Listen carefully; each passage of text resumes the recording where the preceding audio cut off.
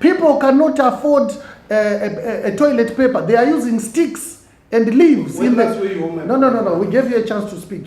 You're going to have to, this is one other thing. It's a culture in ZANU-PF that you don't listen. But you must listen. Because you are not the first and the last. You're not the Alpha and the Omega. Listen, I gave you a chance. People don't afford toilet paper because the unemployment rate is 95% plus. That's a lie. It's not a lie. What is it? Okay, can I interject? Okay. Another point. Let me quickly close. I never suggested that. No, my friend. Okay, gentlemen, wait. I'm the moderator here, and I think we've taken so much time. But you see, you gave me a chance. I need to respond to the question. Let's move on to the next point. Let me quickly close, Mr. Shamu. Okay. You know what it is? For us to get it right, what is his name again? Ruzani. Right. Muzani, if we are going to get it right, Ruzani, we're going to have to be ourselves. Let's face the truth. This is a dead horse, and we are all around it. We need to make it work. You know in the deepest quarters of, the deepest parts of your hearts that you are lying, and everybody knows. ZANU-PF is a failed political party. Zimbabwe is not working. I'm not lying when I say they can't afford toilet paper. I've been there. I give you examples. I've been to schools that I've been teaching. So it's not a lie. It's miserable. You understand? Why are you shaking then if you are telling the truth? If you put a lie detector test, you run away. They don't even want to donate. But in any case, we love you though. DRP is even for you. You are free to come and join us. Thank you very much for your conclusion. But we need to move on. We've got a lot of questions to cover, and time is not on our side. Just try to limit your response to 2 minutes, please. We're going clockwise. What do you understand by the term economy, sir? Economy, when we're talking about economy, obviously I will link it to the political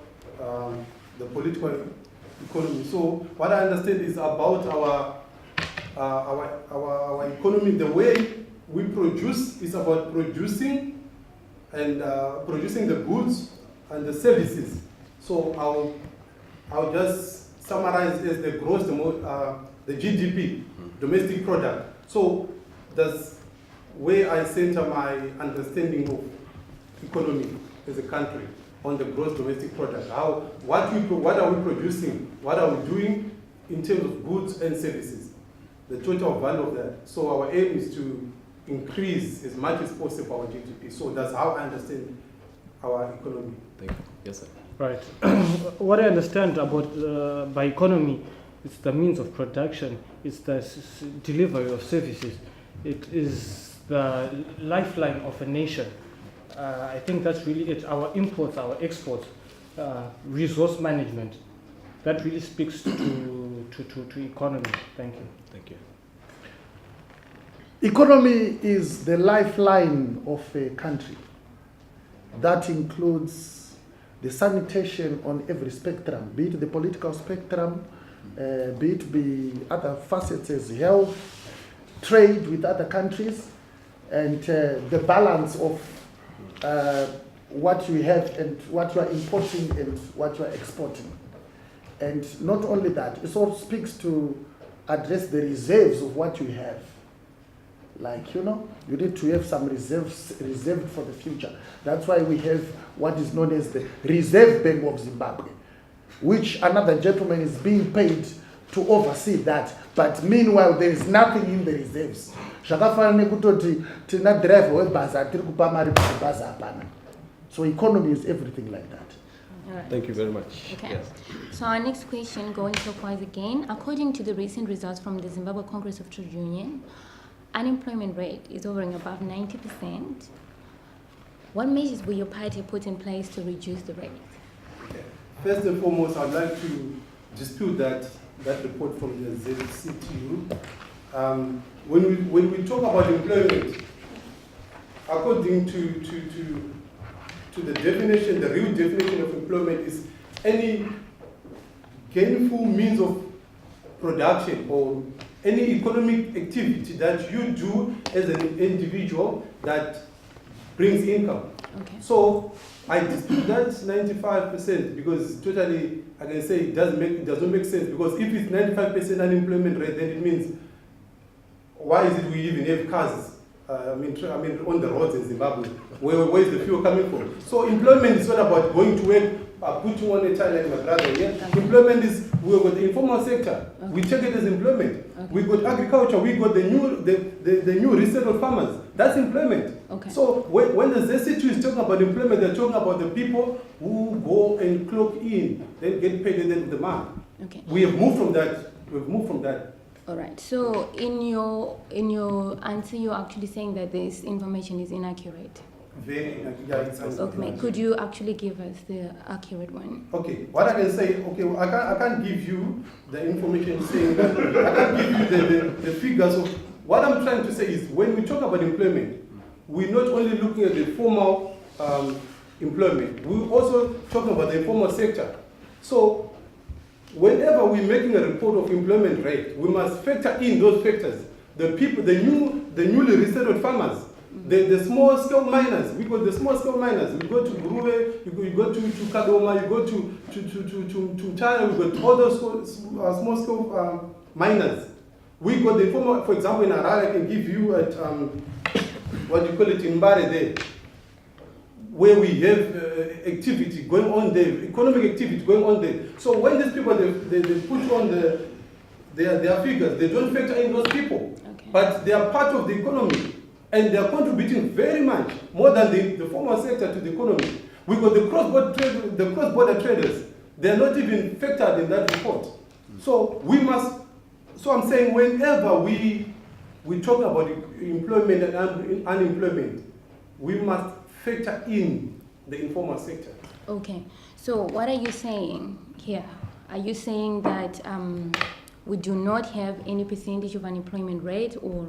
We have unemployment rate. I acknowledge that, but I disagree with the figure saying 95%. Okay. What is your approximate figure? Okay. If I have to, now you ask me about the approximate figure, then I'll just like, okay, if we factor in the informal sector, I can say 20% is unemployed.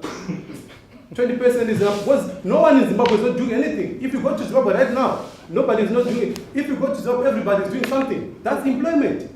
Right, so Can you tell me if there are people who are not even? Let him finish. Let him finish. Can you show me people from 18 to 60 years old who are not even doing anything? If somebody is selling sweets, if somebody is manufacturing candles at Gazaland, if somebody is manufacturing shoes, that's employment. Okay. So I can say it's not even 95%. That's a lie. That's a total lie. All right, no problem. Let's deal with you with your 20%. What are you going to do to reduce that 20% to 0%? Okay. What we're going to do as a Zambian government is to make sure, because I must admit our economy is agro-based.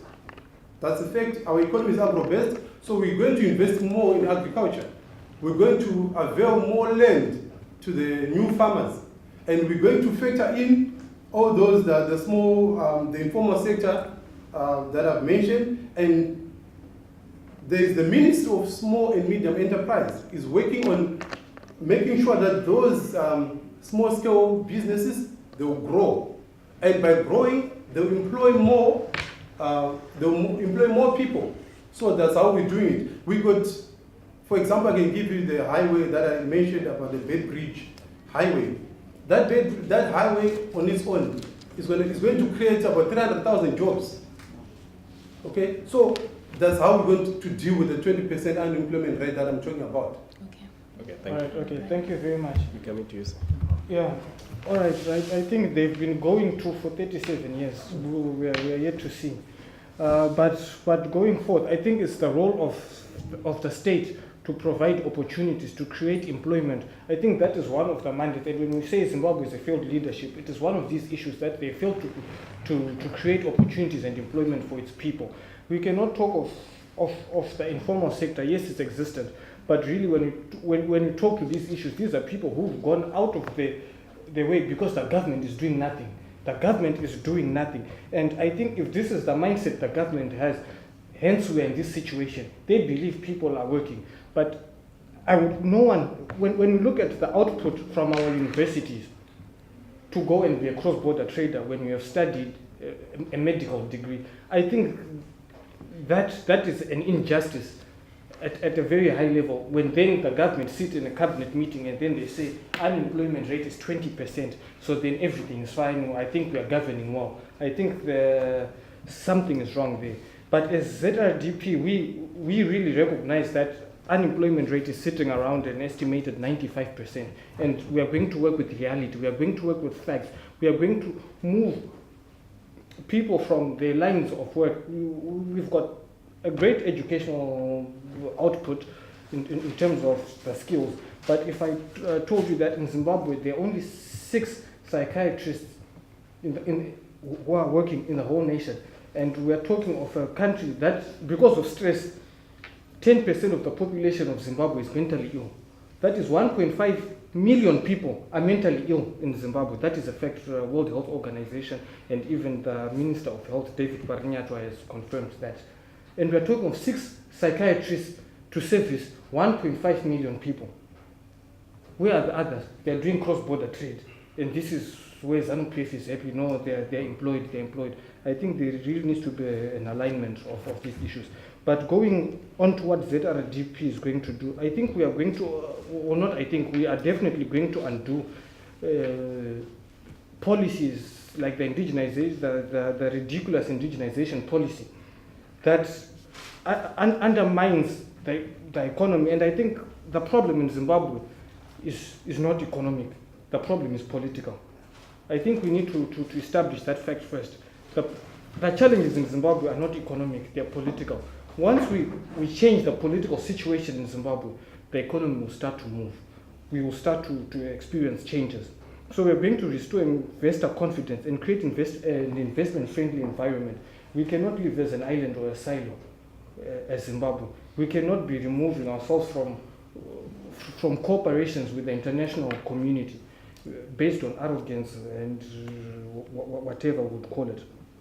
We are going to reinvigorate the mining sector.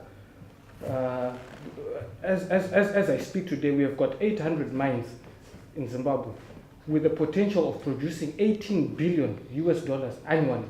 Right now, they're producing at $2 billion. That means since 2009, we have lost $144 billion of revenue that could have been collected in Zimbabwe. We've got a debt of $7 billion.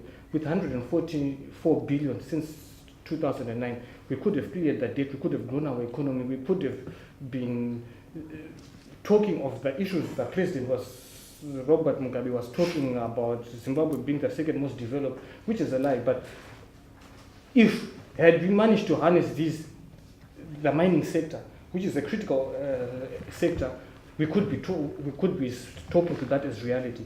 So then we're going to reinvigorate the mining sector through foreign investment, which is going to be regulated, of course. We are going to restore public confidence with the financial sector, because you see we've got a cash crisis right now because cash is there in Zimbabwe, but people are not banking. You get $50,000 today. Are you going to put it in a bank so that tomorrow you get $20 and you're in a queue every day to be able to access your money? So that's one thing where we're really going to work on to restore the confidence in our financial institutions. We are going to promote rural and value chain development to increase rural tourism. We would look at our rural areas, and I'm sure all of us here being Zimbabwean, we've been to our rural settings. We've got land features, we've got areas where we could harness to become tourist sites, whereby we could tap into that, develop our rural areas, create employment for the rural community.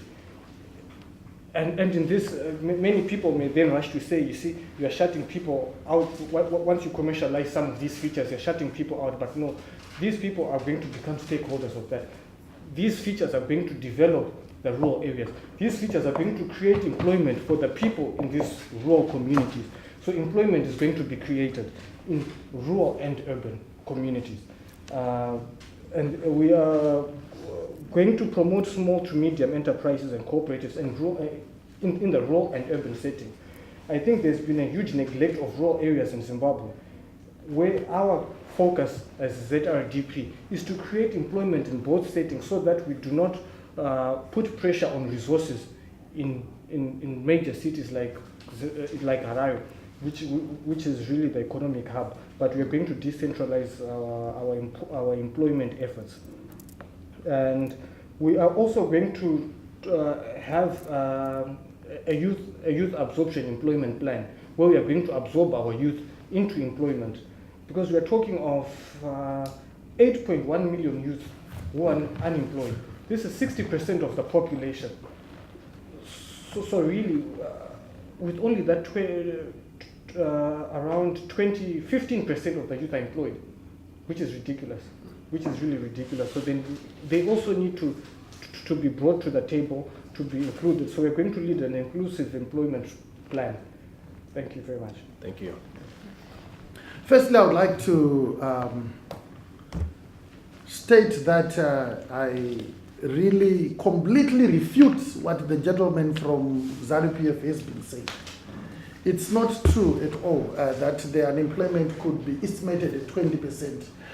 20% unemployment rate was last seen around about 1957, when the Zimbabwean dollar by that time was 1:2 to the British pound. The British pound being smaller than the Zim dollar. That was in 1957-58 period. And the unemployment rate there was around about 20%. So to give an estimate today of that, it shows you a complete uncare attitude from the ruling party. It's a very sad state of affairs that some among us would decide to take that route, which will mislead people, mislead investors, mislead everyone, and leaving the whole society vulnerable. Now, DRP, Democracy Restoration Party, we are not in the business of trying anything that has been tried. We are going to be transforming Zimbabwe by making use of the available resources to make sure we bring down the unemployment rate, which staggers over 95%. You know, when you're cycling a bicycle and when your chain comes loose, you stop on the side of the road, you are fixing it. You are not employed, say.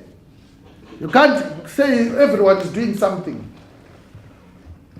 If you wash your own plates, you are not employed. You can't say everyone is doing anything. We need very tangible solutions. So, DRP will make sure we will use the available resources, including the Marange diamonds, which I said earlier on is the world's largest deposits of diamonds in terms of carats. We will use the money from Marange to service our debt, which is just under 8 billion currently, to the International Monetary Fund. Because we realize everything zeroes into money. We cannot thrive, we cannot have an economy that thrives without money. Currently, we don't have currency. We've got bond notes, bond paper, slash, if you want to put it that way. So the only way to resuscitate is to use the available resources, including diamonds and gold. And as we all know, Zimbabwe is a very rich country. It's sitting on precious metals. Very good 80% of Zim is sitting on precious metals, including gold. People do the panning in Shamva, Kadoma, everywhere. So we will decrease the unemployment rates by allocating people places where they can work, and we use those resources to service the International Monetary Fund debt of just under 8 billion. And then we can have a functioning economy. What you would like to see as DRP is a situation whereby every man or woman wakes up in the morning to just go across the road to go and work for themselves. And that is achievable. It's doable. The first point of call is, let's for now face it as it is. And I also gave an example of the richest guy being Strive Masiwa. And he says, that's what we want to do. Strive Masiwa is not white, he's black. But I was talking of his freedom, which has been denied by ZANU-PF. Did you mention that his freedom is deny. And can I pose a question? Yeah, quickly, please. To the president of DRP. Yeah. Okay. Do you acknowledge the informal sector? Because I can see you going in circles. You're not talking about the informal sector. I'm not going in circles. I acknowledge Do you acknowledge the people at Magaba there? Do you acknowledge the people at Kazale? Do you acknowledge them? Do you acknowledge the people? Do you acknowledge the people in Let me respond. No, I'm Let me asking respond. because I can Yeah. see you. No, that's fine. What of you? Okay, You didn't mention anything. I heard to you. the informal I heard you sector. clearly. Let So, me yeah. answer that. Yes. I acknowledge all those informal sectors, but I don't condone the misery they go to every day of their lives. But you- DRP needs to stop that. But They you- need to be given a proper employment. Are you So you're happy? gonna stop the informal No. I'm not stopping the informal sector. We're going to correct it. Are you happy when you go to Bagaba with your car and the guy just polishes your tie with the silver and not talking he about demands that. I'm talking payment? about people That's the making- unemployment. You've just said Magaba. That's The what window frames, happens. people making the Which window country frames, do you live in? People making shoes, people making all sorts of. How do you make shoes? With what? With leather. So you make shoes with plastic. You make shoes with plastic. Okay, I'm giving an example. I'm giving an example of people who are there on the ground. That's why I. Tell me one company that makes shoes in Zimbabwe besides Bata, which was stolen from the white settlers. My question is about the informal sector. I can We see- acknowledge their you existence, don't- but they need much more than to be to have people So they clapping need hands to and be they yes, produce I say nothing. that we're going to keep the informal sector, then you help them to grow, is what you say. It's a question. I'm not saying we will help them to grow. Okay. We will change the setup. Are you going to? We will Okay, change the can I- Can you setup. rephrase my question, Yeah. please? Guys, your time's up. We're gonna give him But my a question chance was- here. All right, okay. Maybe I can respond, help Okay. respond to it. About the informal sector. Yes, about the informal sector. I think what my brother here is talking about is a banana republic where he wants people to be operating from beneath a tree or something. No, I don't think that's an economy. I don't think we are developing anyway, but progressively, if you are going to be talking about someone's making leather in Magaba, that is not an industry. You cannot sustain an economy Yes. on that. I think that is... You can't go to the bank and say, give me loan because I'm polishing the tires at Bagaba. No, I think then we're reducing this debate to nothing. To very It's unfortunate you're to not answering nothing. my question. Yes, I'm coming there. I'm coming. Give me time. The informal sector has existed, and we have a very skilled population. When you look at some of the products that are coming out of these areas, these are very skilled individuals. Some of them are holders of diplomas and degrees in this thing. Why can the government not formalize the trade, create employment for them to be making those window frames, for them to be making those shoes you're talking about, revive Bata, get them back into those into industry. But you cannot be talking of Magaba. Where are we going as a country? Okay, that's why we have a ministry. Do you even know the meaning of Magaba? It's Okay, hold it unfortunate down. Rosa Magabachi. Wait, so excuse me, can we just give him the Okay. last It's one? unfortunate Give him that a my time to fellow, respond. Quickly, comrades please. here, Yeah. they are belittling the informal sector. Now, he's talking about the government. Why is the government not doing something? But we've got a whole ministry of small and medium enterprise. You took these people out of jobs to put them there. That's what you've done. What does that mean? The problem That- is, your mind, my comrades, your mind is still stuck in that colonial setup whereby you have to go look for a job at Bata. No, you want us to go look for a job at Bata. No, we done that. We're not going there anymore. What we are doing now is empowering ourselves to. I will have my own Bata. But obviously, I don't have the capital to build And like the tree, the whole, your own no, Bata no, and the the tree. tree. We got the home industries. I gave example. It's a registered, recognized home industry. Okay, fine. I can give If you are that Okay, good as Okay, the gentlemen. leading party, how Gentlemen. come there's no clean water from Zambezi to Limpopo with all that goodness that you are? Okay, gentlemen, You I have think clean we are water veering constantly in off Zimbabwe. the debate In here. Zimbabwe. When last were in I said Zimbabwe? Zambezi last Okay, night. Last night. guys, all I right, just flew. all right. Excuse me, From gentlemen. Zambezi to Limpopo, there's no Remember- clean water coming from our taps. And I'm posing a question. That is Sorry. full. Gentlemen, excuse me, That is gentlemen. full. Are Listen, you aware Full, no one two can weeks access ago, it. Harare went for 3 days without Excuse water. me. guys, listen, Zimbabwe is not Harare. guys. I think you are not answering the question as put across, right? Let's stop pointing fingers and let's answer the question. The question was, what measures will your party put in place to reduce the employment rate? If Yeah. one gentleman veered off the question and starts talking about what was then it's irrelevant. Thank you. Show your mettle by answering this question, specific and on time, so that we don't spend a lot of time on one question. As we move on now, what specific lessons does experience in running a business provide in governing the country? Come on, Ken. What specific lessons does experience in running a business provide in governing a country? No, I think I can shoot. In a nutshell, if you are actually a government, it's business. So business is a very typical stencil of a government. You need to be working towards profit. And you need to have everybody participating in the business happy. At least having a very standard, comfortable life. If you run a company for over a certain period of time and fails to be writing invoices, like what we have seen,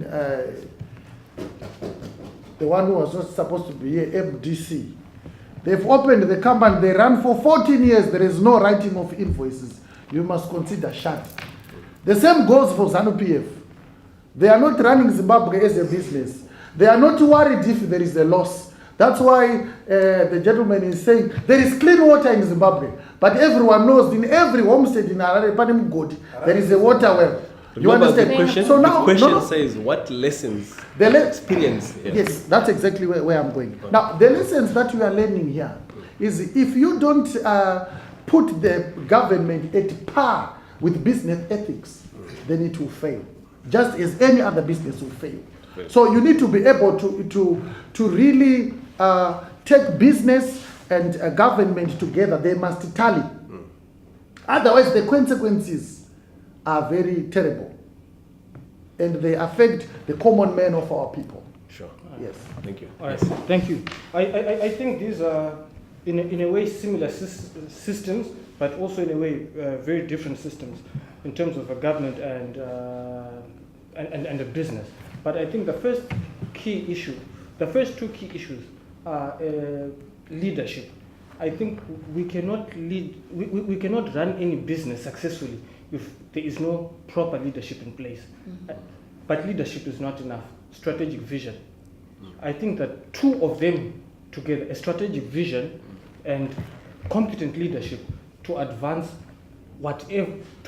that vision. When we talk of a business, there are issues around. You need to know where we are, right? Where we are coming from. Look at where we are and where we are going. I think that's something that has been lacking in Zimbabwe. To look at where we are coming from, where we are, and where we are going. So in business, it's the same principle. You need to look at what's been happening. You need to look at what is happening and what you want to happen. How are we going to increase profits? How are we going to change our brand? How are we going to advance our brand, really? And then we also have to look at similarities. In business, you need to take care of the welfare of your employees. You need to make sure that they're paid on time. You need to make sure that they are getting competitive wages. And that is the same with government. Government needs to make sure that the people, services are delivered to the people. Housing, health, water, and the basic social and cultural rights that are there. So I think those are the similarities. But I think the key issues are strategic vision and leadership. Okay, on that question, I beg to differ with my two comrades there, because they mentioned that running a government is just like running a business. I beg to differ. A government is not a business. Running a business is something else. I think they're talking from the perspective of the capitalist point of view. As a party, we believe that government is the people. The people, they are the government. So a government is not a business. But going back to the question about the experience that you get from running a business and when now we're running a government, obviously it's the experience that comes with the planning and organizing, leading, motivating in business. That experience is what is important now when you are leading in government, but not like we are running a business. So that planning and organizing is just unfortunate that it's being made difficult at the moment because of the crippling sanctions that were brought upon our country. It's unfortunate the MDC with the surname are not here because they are the culprits of those sanctions. I would have wanted to really face the panelists from the MDC. So it's being made impossible or difficult to plan, to organize, and to craft, and to harness all the policies for the betterment of our people. But fortunately enough, we do have some friendly countries from the east. We got the Chinese, we got the Russians, we got other countries that at least are helping us to plan, organize, and lead in a better way. So that's it. All right. Okay. Thank you very much. Quickly, please, yeah. Yes, I just want to respond to the issue of sanctions. I think. Okay, I think we'll touch on those sanctions when we get a question for that. Okay. Okay. Our next question. We all know that in 2008, it was described as the worst crisis the country has ever faced since independence. ZANU-PF, I'll rephrase my question. How do you think you would have done differently to avoid that crisis? Okay. It's unfortunate that in 2008 we were, I can say, in an election mode. So that uncertainty that comes with the elections has got an effect on investors, has got an effect on business, and it made it a bit difficult and impossible. And one other thing also, that 2008 election was very crucial because I must say that's when the MDC, the now weak MDC, was maybe at its peak at that moment.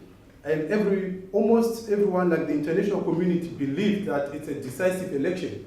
So I can say the mood and the focus was on the political aspect of things, not the economy. So I think as a ZANU-PF party, the only way we would have done it differently was not to only focus on the political aspect of it, but we were also supposed to keep our eyes on the ball as far as the economy is concerned. So I think that's what we should have done, according to me. Okay. Thank you. Okay. As for the other parties, how would you have addressed the financial? All right. economic- 2008 really was a difficult year for Zimbabwe. And I'm glad he has agreed and he has accepted that. But looking at it, I think the issue is they were not in election mode, but they were in violence mode, because we are talking of around 6,000 people during that period who were enforcedly disappeared during that period. Okay, and then that's what they were really focusing on, and nothing else on violence. But then as ZRDP, what could we have done differently?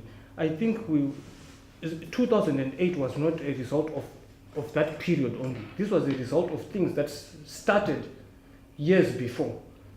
2008 were just the results. What we experienced in 2008 were a result of land reform that was not well planned and thought out. It was a result of government corruption that had been going on for decades before. And as ZRDP, I think would never have gotten into that situation had we been in charge. We would not have had a corrupt group that seeks to enrich themselves at the cost of the nation. So we cannot talk of what we would have done differently in 2008, because 2008 would not have happened. We would not have gone out beating people, because people would not have been discontent. And furthermore, had the people voted us out, we would have respected the choice of the people. That is democracy. And I think that is one thing that was fundamentally failed in 2008. Thank you. President, DRP. For DRP, 2008 has been the worst as described, and I fully agree. That's exactly what was happening in Zimbabwe. But that was not happening just for the sake of happening, but actually it was a manifestation of events that actually took place prior to 2008. One particular event that I would like the listeners to really analyze and understand the misery that started that time thereof to 2008 was the Operation Cleanup, tagged Operation Murambatsvina, that saw the destruction of thousands of people's homes who were leaving their houses around Harare, most of them with approved plans from the council. And that misery made people lose a lot of property, a lot of, even lives were lost in the process. For people who would want to know more, I would refer you must go to a site on YouTube that says The Forgotten Children of Zimbabwe. There's one Esther story which is told in that documentary. It goes without saying that if you are not shedding tears as to what happened during that period, then there should be something wrong with you. So really, 2008 was a result of Operation Murambatsvina and other factors, but in particular the 2000 Murambatsvina, because then people were homeless. In the quest to have shelter under their roof and feed their families, men and women were seen scattered all over Zimbabwe with nowhere to go. And you know, that desperado attracted lots of diseases as well. If you are going to be moving from place A to place B, and then there are no toilets there, there's no clean water, then you attract diseases like typhoid, disease like diarrhea, and so on. So that's exactly what happened. So for me, one thing that was distinctive was the inhuman destruction of people's houses that caused the turmoil in 2008. Okay, remember So our how question are you is... going Yeah. to Right. address that? In 2008 in particular, if we were in charge, the first point is we would not have allowed people to be vindicated in that manner, to have their houses destroyed. But in any case, what really made the whole situation brisk and dangerous was that there was a denial on the government of, on the part of the government, even for medication. Remember, we had laws that were imposed to say you cannot import this, you can't import that. There were other non-governmental organizations in Zimbabwe, and as well as non-profit making organizations in Zimbabwe, who were ready to help to subsidize the situation. But the government started victimizing a couple of NGOs. So if we were in charge, we would rather work with the NGOs to try and resuscitate the lives that has just been on the edge. Working with the NGOs and working with the youth of Zimbabwe as well. Thank you very much. When we come back, we're going to take a break shortly. When we come back, we'll resume our debate, the big debate, demystifying Zimbabwe's political arena towards 2018 elections. With my guest in the studio is Mr. Tafadzwa Mujoma of the Zimbabwe Revolutionary Democratic Party and Mr. Brian Muvumbi of Democracy Restoration Party, as well as Mr. Adrian Rosani of ZANU-PF.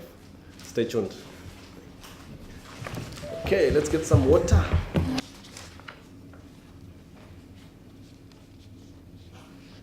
Welcome back. If you just joined us, we are here at the big debate, demystifying Zimbabwe's political arena towards 2018 elections. I'm joined in the studio by Mr. Tafadzwa Mujoma of the Zimbabwe Revolutionary Democratic Party, Mr. Brian Muvumbi of the Democracy Restoration Party, and Mr. Adrian Rosani of ZANU-PF. Thank you. Right. We move on with our questions.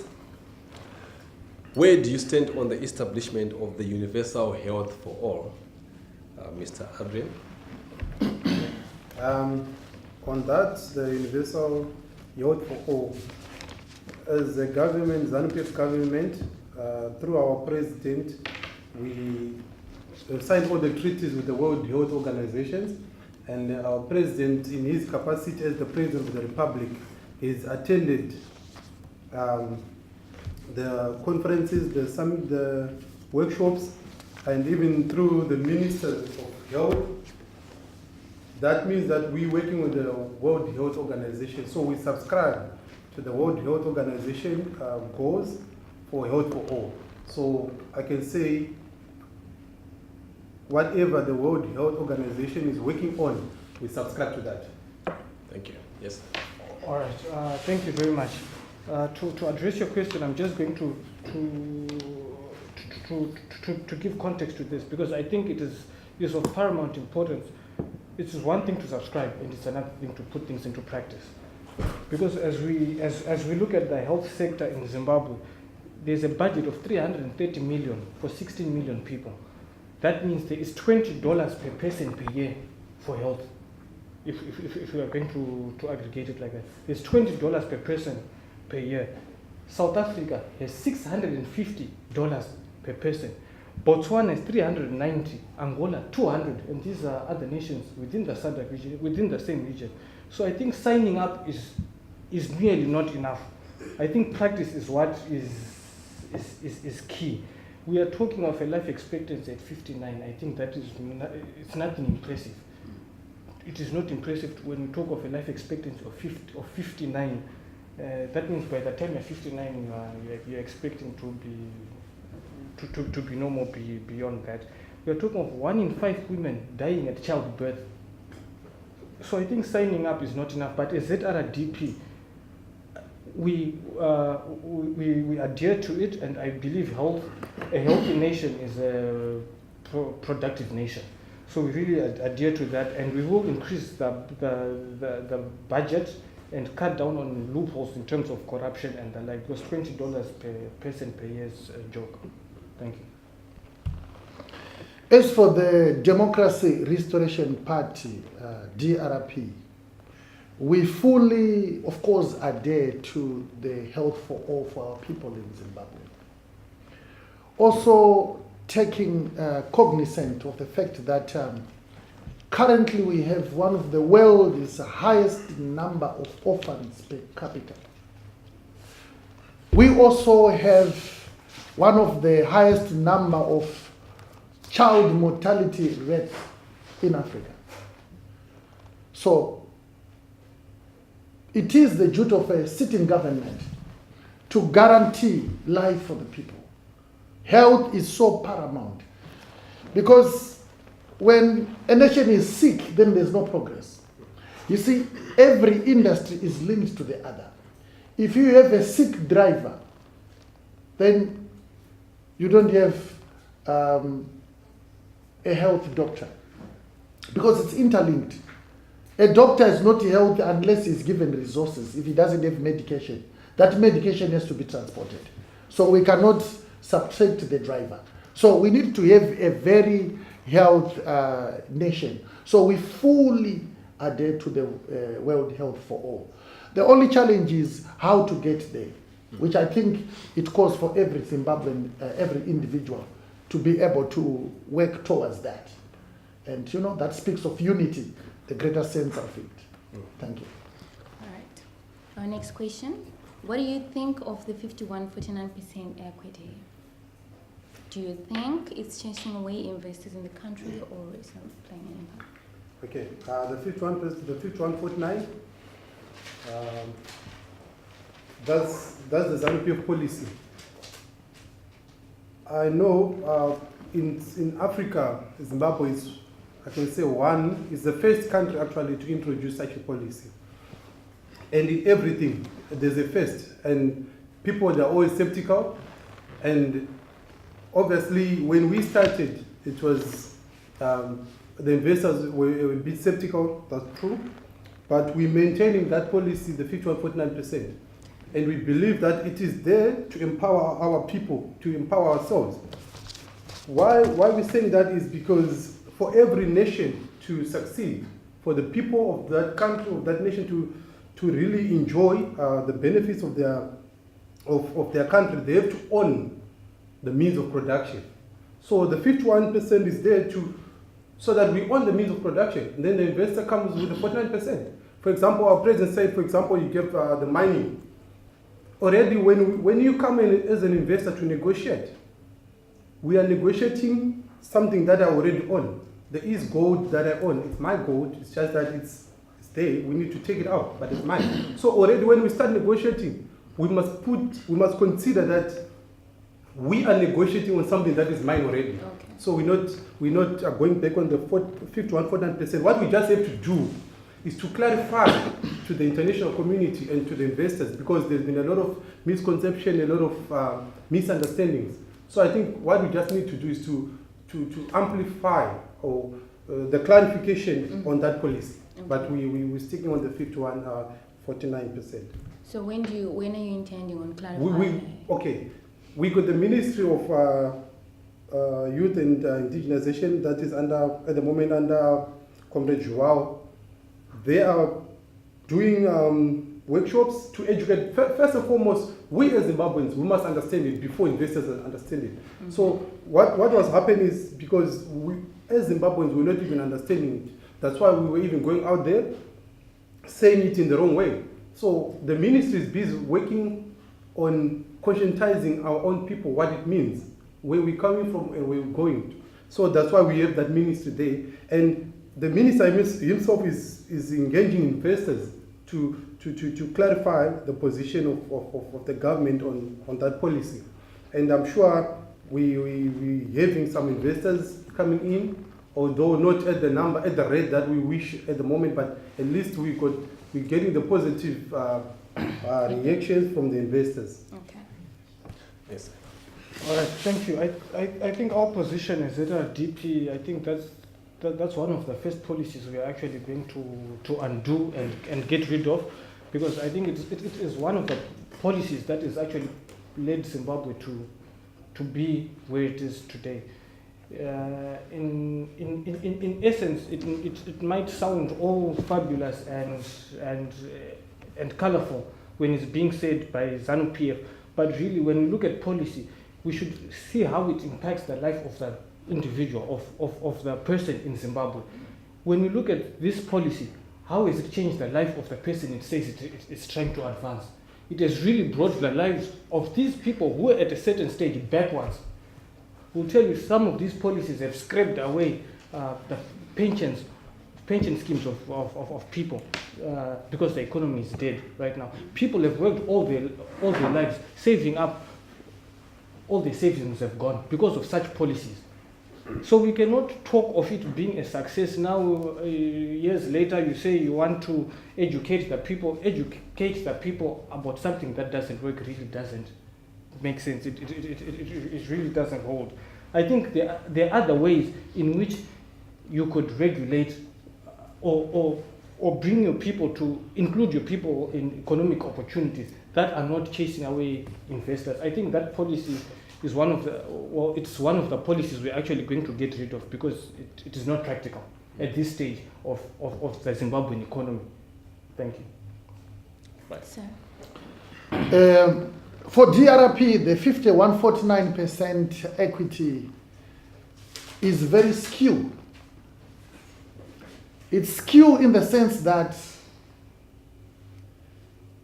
it's one other thing to have a balance of that and be able to follow it exactly as you're supposed to.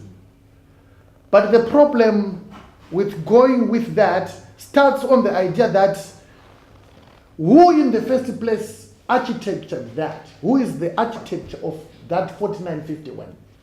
The gentleman from ZANU-PF has clearly said that is a ZANU-PF policy. Are we being run by ZANU-PF or we are being run by the government? Because that should be a government position. This is why an investor, if he comes, he has got to align himself with ZANU-PF. And whatever 51% he gives, it's distributed not among Zimbabweans. It's being distributed in the ZANU-PF camp, which is counterproduction, which is counter-democracy. You know, it actually vilifies the whole concept of governorship, good governance per se. So DRP position, we wouldn't tolerate such policies, the 51-49%. We don't want to hear anything like that. Why? One other reason is, has it worked for us? The answer is no. So why would we want to keep on trying something that does not work? It's like trying the same concept and getting different results. If I start clapping and think that at some time we will see gold coming out of clapping, you can clap all your life, but it doesn't work, it doesn't work. In our vernacular, they say, "Jikoni, jikoni, mimba ibveneko."